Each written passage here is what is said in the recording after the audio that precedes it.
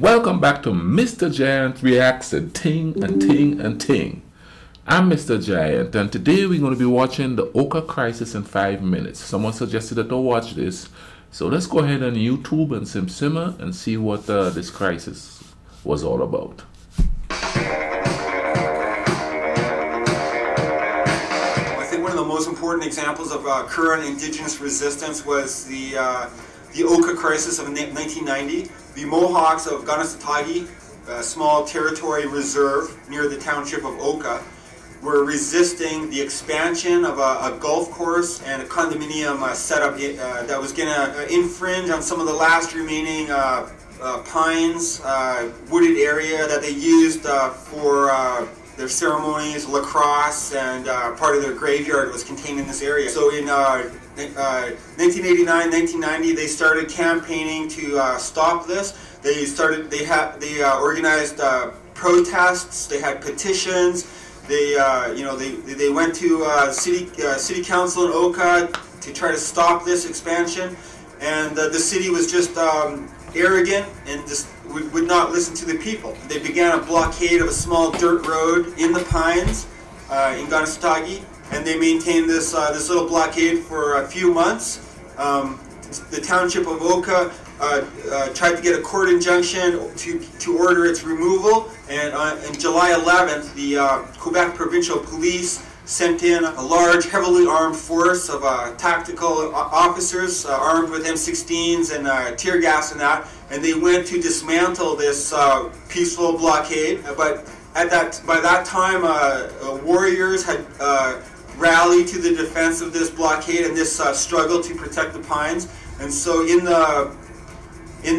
behind the protesters, there were armed warriors. And when the police came in shooting tear gas, the warriors engaged them in a short firefight, and one of the police officers was shot and killed. After this shootout, the Quebec police retreated. They abandoned most of their vehicles, and this began a 77-day armed siege of the Mohawk community in Ganasatagi. That same morning, Mohawks in Ganawagi seized the Mercier Bridge, also with arms.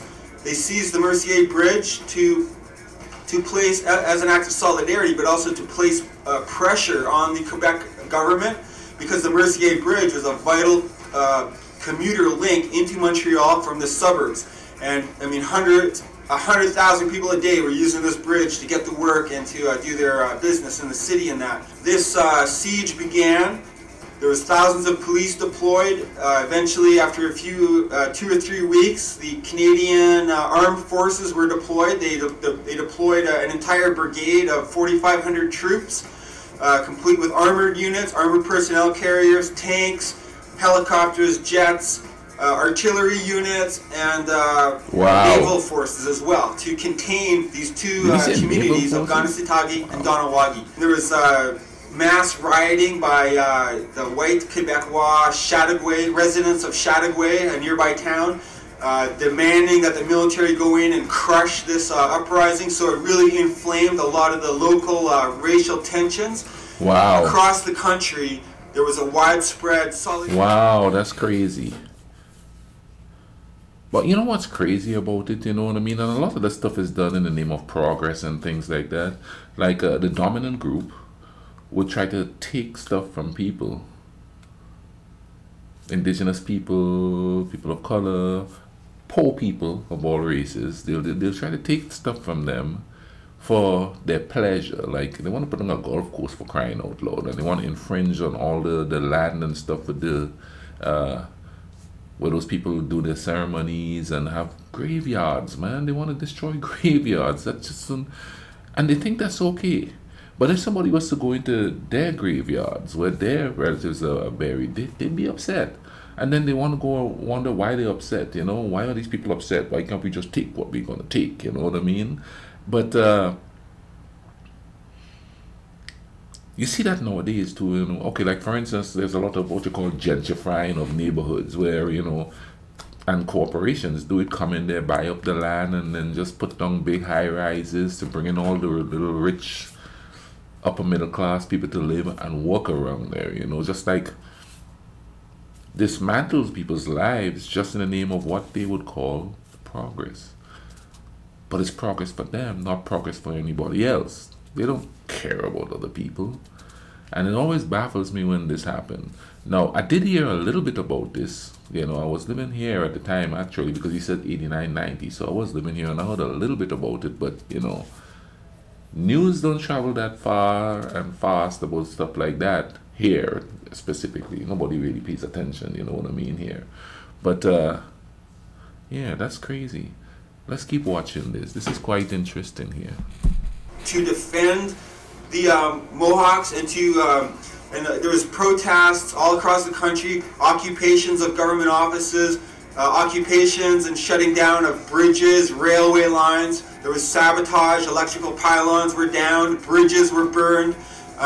So the government of Canada was facing an insurgency that was arising from this standoff. And this was the main contributing factor, of course, that limited the military violence by the government. And the 77-day siege ended when the armed Mohawks burned their weapons and walked out of the final area that they had been contained in. But they refused to surrender, and they got into clashes with the military and the police as they tried to enter this area. But that was the ending of the 77-day siege. Something like 30 or 40 of these people were later acquitted on the grounds of self-defense in court.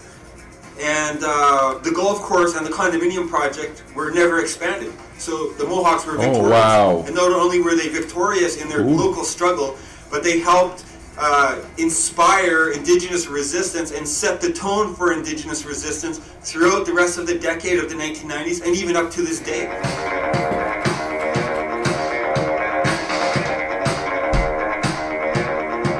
Wow, that is nuts. But it's kind of cool that they all came together like that and resisted in that way, you know what I mean? And I'm telling you, man, Indigenous people, it's kind of like they're the forgotten people, you know what I mean? They still live on reservations in this part of the world, in this country. That's just crazy, you know what I mean? It's like they were here first, and now they are just kind of invincible.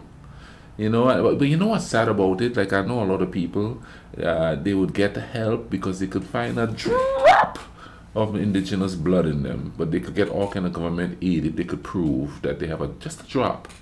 You can't tell. There's no way, you know. They look European or even black, and they could get like government aid. So, you know, on top of them being like pushed off into reservations, there are people who, when you look at them, you couldn't tell, period, are benefiting from it.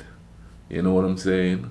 And it's just crazy. I mean, even in the islands, you know, the Indigenous people there in some of those places, like, and this was back in the 1980s, in one island alone, there was just 25 descendants of them left. They in effect just pretty much wiped them out. That's crazy, man. All those tribes and all those different people with all the different ideologies and spiritualities are gone. People we could possibly have learned stuff from that would make us better human beings, gone. We just wipe people out, man, all in the name of progress for ourselves, not for them.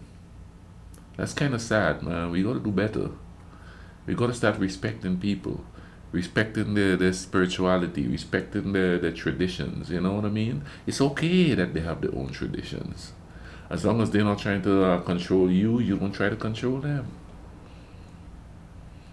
But it always comes down to the mighty dollar. Because the golf course would have made money. And the rich folks, they would have had their pleasure with the golf course and all of that stuff. It's crazy how they do that. Anyway, man, thank you all for listening. You all take care of each other. Hope you all find that peace of mind that everybody's looking for, all right? Cool runnings.